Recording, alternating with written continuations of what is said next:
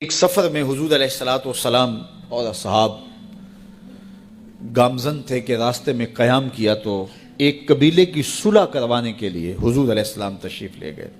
وہاں کچھ تاخیر ہو گئی تو صحابہ نے حضرت ابوبکر صدیق کو کہا کہ حضور رک گئے ہیں تو نماز کا وقت جا رہا ہے، آپ نماز پڑھا دیجئے۔ تو حضرت ابوبکر صدیق رضی اللہ تعالیٰ عنہ مصلی پہ کھڑے ہو گئے۔ اب نماز شروع ہوگی، ادھر سے حضور بھی فارغ ہو گئے تو آقا کریم تشریف لائے۔ تو آقا کریم علیہ السلام جو ہی تشریف لائے تو صحابہ کی صفیں بندی ہوئی تھیں، حضور کو دیکھا انہوں نے راستہ چھوڑ دیا۔ پیچھے سے لے کر کے مصلی تک صحابہ نے حالت نماز کے اندر حضور کے لیے راہ کشادہ کر دی۔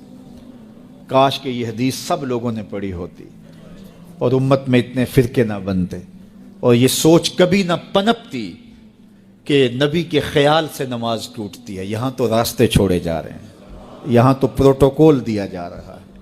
اللہ اکبر۔ اور یہ حدیث کہیں چھپی نہیں ہے، بخاری کے اندر چھپی ہوئی ہے۔ اللہ اکبر۔ آقا کریم علیہ السلام تشریف لائے تو صحابہ نے راستہ چھوڑنا شروع کر دیا۔ نماز بھی چل رہی ہے اور حضور کا راستہ بھی چھوڑ رہے ہیں۔ بالکل حضرت ابوبکر صدیق کے پیچھے آ کے حضور کھڑے ہو گئے۔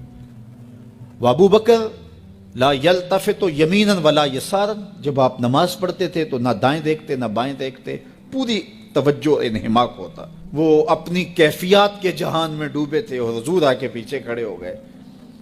صحابہ نے اپنے ہاتھوں کی پشت پہ ہاتھ مارنے شروع کر دیے۔ مکعن و تصدیہ، قرآن نے تالی لگانا، سیٹی مارنا، یہ شیطانی اعمال ہیں، لیکن ہاتھ کی پشت پہ ہاتھ مار کے متنبہ کرنا یہ مختلف مواقع کے اوپر یہ جائز ہے۔ تو اب جب حضور آ کے پیچھے کھڑے ہو گئے اور صحابہ سمجھے کہ حضرت ابوبکر صدیق ایک استغراق کے عالم میں ہیں، ایک کیفیت کے جہاں میں ڈوبے ہیں، تو انہوں نے اپنے ہاتھوں کی پشتوں پہ ہاتھ مارنے شروع کر دیے۔ تو حضرت صدیق اکبر سمجھ گئے کوئی غیر معمولی واقعہ ہو گیا۔ دیکھا پیچھے حضور کھڑے تھے۔ اللہ اکبر۔ تو حضرت صدیق اکبر مصلی سے سرک کے پیچھے آنے لگے تو آقا کریم نے اشارہ کیا رکو، نماز پڑھاؤ۔ سیدنا صدیق اکبر اس کے باوجود پیچھے آ گئے۔ کبھی ہوتا ہے حکم اور کبھی ادب آگے ہوتا ہے۔ اللہ اکبر۔ حضرت سیدنا علی المرتضیٰ رضی اللہ تعالی عنہ کو کہا نا حضور نے صلح حدیبیہ کے موقع پہ، صلح نامہ لکھوایا جا چکا تو لکھا یہ محمد رسول اللہ اور قریش کی جانب سے ہے۔ تو عروہ نے کہا اگر محمد رسول اللہ مان لیں ہم تو پھر لڑائی کس چیز کی ہے؟ تو اس لیے محمد رسول اللہ نہیں، محمد بن عبداللہ لکھا جائے۔ تو وہ اس بات پہ بضد ہو گئے، اور اگر ایسا نہیں ہوتا تو معاہدہ ٹوٹ رہا تھا۔ تو حضور نے حضرت علی المرتضیٰ سے کہا کہ چلو رسول اللہ کا لفظ مٹا دو۔